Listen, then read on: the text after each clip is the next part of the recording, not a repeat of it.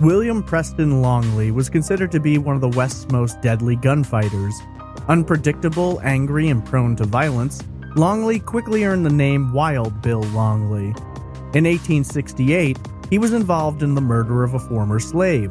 Longley, along with some friends, ordered 3 former slaves down off their horses and into a creek bed. One man, Green Evans, tried to ride away, but was shot off his horse and killed. Longley would downplay this crime, claiming that he hadn't fired the killing shot, which stood in contrast to later shootings where he would frequently brag about his skills and deadly aim. Following the murder, Wild Bill began wandering around Texas operating as a gambler and petty thief. Along with his brother-in-law, he began robbing settlers for small amounts of money and then graduated onto horse stealing. Together, the two men would kill former slave Paul Bryce, stealing his horse after the murder. It was also rumored that the duo had murdered a woman who had formerly been a slave as well. By 1870, the Union Military Authority began offering a $1,000 reward for the capture of Longley and his brother-in-law, but Wild Bill managed to evade all their attempts, and in May of that year, rode out of the state of Texas. Over the course of the next few years, Longley was on the run, living under various aliases and performing all manners of work, from being a sharecropper in East Texas, a gambler throughout the center of the state, and at one point he even found employment on a cotton farm. He also joined the U.S. Army for a while, but deserted twice. After learning that 2 of his friends had been arrested and were being held in jail, Longley set out for Grayson County, where he broke them out and held a deputy at gunpoint, disarming him so the 3 could ride off to safety. On June 6, 1877, Longley was arrested in DeSoto Parish, Louisiana, where he had been living under the name Bill Jackson. Wild Bill was taken back to Texas, where he was tried for and found guilty of the murder of Wilson Anderson. Anderson had been a childhood friend of Longley's, but he had shot him with a shotgun following urging from a relative that suggested Anderson was responsible for the death of his cousin. After being denied an appeal, Longley was executed by hanging on October 11, 1878, though some would disagree.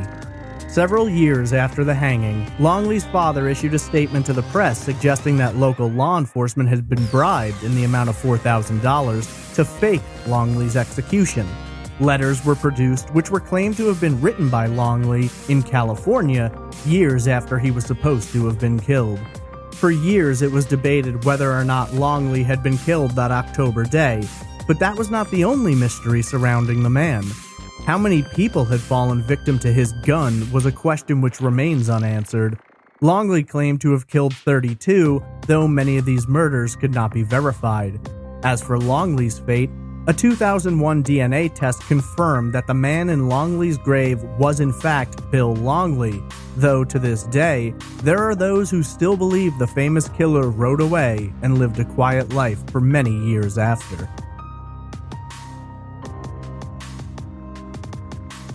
Butch Cassidy is a name synonymous with the Wild West.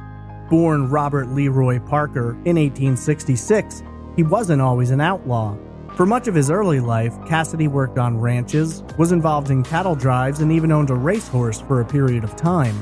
There were rumors early on that Cassidy may have been involved in as much cattle theft as legal cattle drives, though these claims were unsubstantiated. It wouldn't be until the summer of 1889 when the then 23-year-old would be involved in his first bank robbery. Cassidy would go on to found the famous Hole in the Wall gang, and in 1896 he'd meet Harry Alonzo Longabaugh, who would from then on be known as the Sundance Kid. The gang robbed banks, trains, payroll carriages, and travelers in the wild.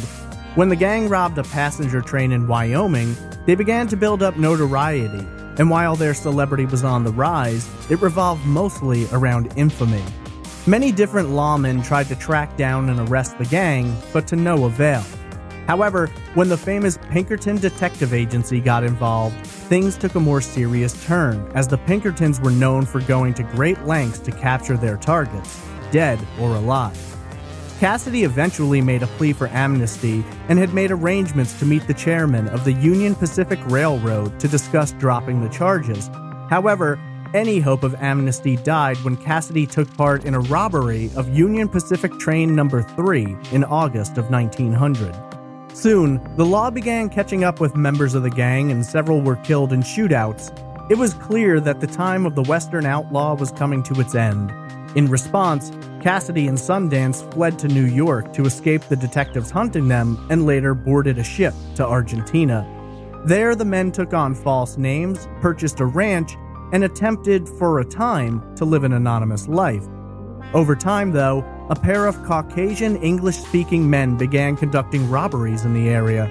Cassidy and Sundance sold the ranch off and left. In November of 1908, 2 thieves fitting their description robbed a courier traveling with the payroll for a nearby silver mine. Suspicious of their behavior, the owner of a boarding house contacted local authorities who arrived with 3 soldiers, the chief of police, and the mayor. When attempting to arrest the bandits, a gunfight ensued. When all was said and done, officials found 2 men lying dead inside the house, and they were believed to be Butch Cassidy and the Sundance Kid. They were buried in a small cemetery, though to this day, the exact location of the graves remains unknown. Almost immediately, though, there were rumors that at least one of the men killed may not have been Butch Cassidy. Cassidy's sister, Lula, published a book in 1975 claiming that the famous outlaw had returned and visited his family in Utah in 1925, some 20 years after his alleged death. Lula would go on to say that her brother then left Utah, moving into the northwestern United States, where he died in 1937. When questioned about this story, Lula stood by her account, though she refused to reveal the alias Cassidy lived under or the location of his final resting place. While Lula's story has been mostly dismissed as folklore, there is an interesting figure who may lend some credence to her claims. A man by the name of William T. Phillips wrote a manuscript which was discovered nearly 40 years after his death. The manuscript, entitled The Bandit Invincible, The Story of Butch Cassidy, discussed the famous outlaw's life. While many books had been written about Cassidy, this manuscript contained details about Cassidy's life that no one but Cassidy, his old gang members, or his family could have known. Beyond that, Phillips died in Spokane, Washington in 1937, which matched Lula's story about her brother moving into the Northwest and dying in 1937. Opinions on Phillips are split, with some academics believing it to be possible, while others think Phillips may have known Cassidy but was not actually the outlaw. For the record, it was later claimed that Lula said while her brother was in Spokane, he was not William T. Phillips. There are many different accounts of what may have become of Cassidy were he not killed in Bolivia alongside the Sundance Kid. Most historians agree that the most likely synopsis is that Cassidy died in the shootout alongside his good friend. However, the mystery became even more compelling in 1991, when a forensic anthropologist assembled a team to find the famous outlaw's grave. Armed with the DNA from surviving members of both Cassidy and Sundance's families, the anthropologist went down to Bolivia and began searching. Despite several exhumations, his team never found any remains that matched the DNA. In 2017, another search was undertaken, this time in Nevada. A body was exhumed, though the DNA again did not match. For as many stories of Cassidy's survival that are told, there are just as many about the Sundance Kid. Interestingly, there is no evidence to support the idea that either of the men ever returned to the United States, but there is also no evidence that they were killed in Bolivia. Their graves have never been found, no one who knew them confirmed their identities, and no photographs of the bodies were taken, which was a fairly common practice when famous outlaws were killed. The truth about Butch Cassidy and the Sundance Kid remains unknown, and while many believe the official story, there is yet to be any conclusive evidence one way or the other.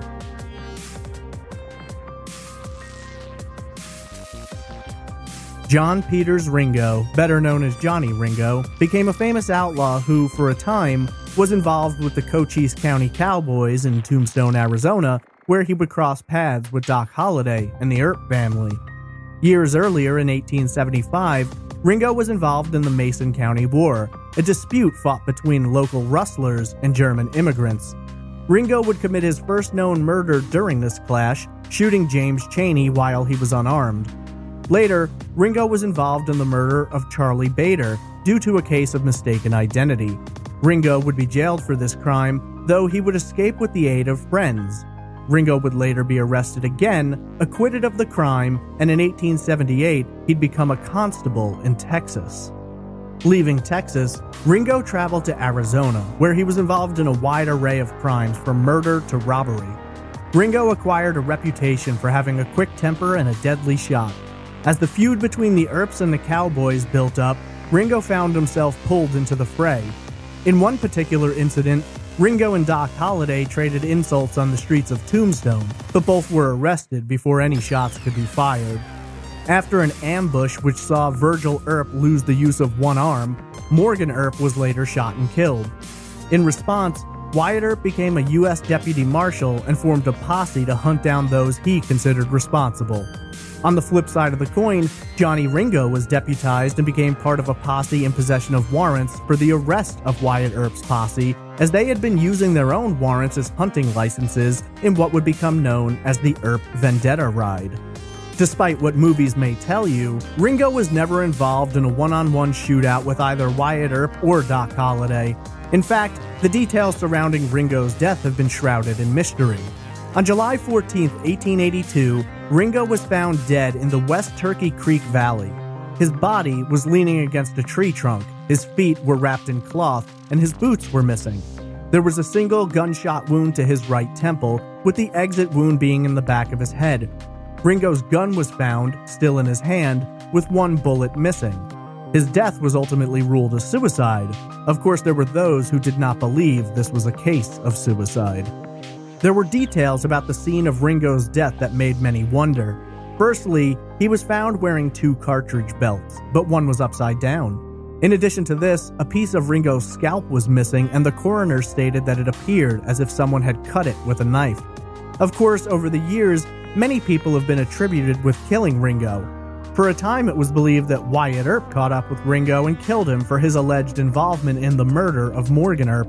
Some believe that Doc Holliday may have killed Ringo, making good on threats they'd exchanged earlier, though evidence seems to contradict this possibility. Michael O'Rourke, a gambler and alleged murderer, has sometimes been considered the killer of Ringo. Wyatt Earp had protected O'Rourke from being lynched years earlier, and it's said that killing Ringo may have been connected to paying Earp back, while others have said that O'Rourke had a grudge against Ringo and hunted him down. There's no evidence, though, to confirm that O'Rourke was even in the area at the time Ringo died. One of the most popular rumors is that Ringo was actually killed by Buckskin Frank Leslie, a gunfighter and con man. Leslie left behind several murder victims and spent time in Tombstone. While serving time in prison, Leslie supposedly told several people that he had killed Johnny Ringo. There's also a rumor that when Leslie shot and killed Billy Claiborne in 1882, Claiborne's dying words were, "Frank Leslie killed Johnny Ringo. I saw him do it." Unfortunately, it's unknown whether or not Claiborne actually said this. What truly happened to Johnny Ringo is unknown, whether it was a suicide performed by a drunken desperate outlaw or a murder based around a past vendetta. Details of Ringo's death are disputed, and there is little which can be proven as fact. The positioning of Ringo's body, the type of gun found on his body, whether the gun was in his hand or on his chest, whether or not there were powder burns around the entry wound are all details which are hotly debated. One piece of information, though, which is beyond debate, is that there were many people who wanted to see Johnny Ringo dead. If you've enjoyed this episode of Trace Evidence Quick Cuts, please like and subscribe. You can find more episodes of Quick Cuts here. You can also find full-length episodes of Trace Evidence here.